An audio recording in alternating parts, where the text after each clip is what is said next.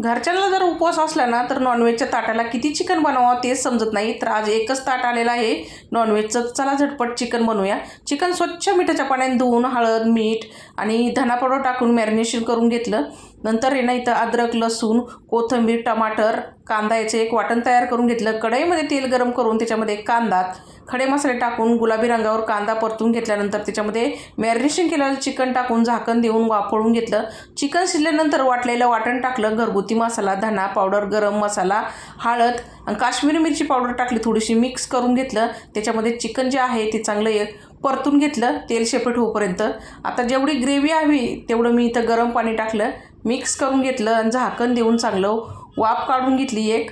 Chicken आता इथं वाफळलेलं आहे चांगलं आपलं म्हणजे शिजलेलं आहे. चवीनुसार मीठ कोथिंबीर टाकली मिक्स करून घेतली. तर आज एकच जेवणाचं ताट होतं त्यांच्यासाठी तांदळाची भाकर राईस आणि चिकन होतं. तर या जेवायला तुम्ही पण. धन्यवाद.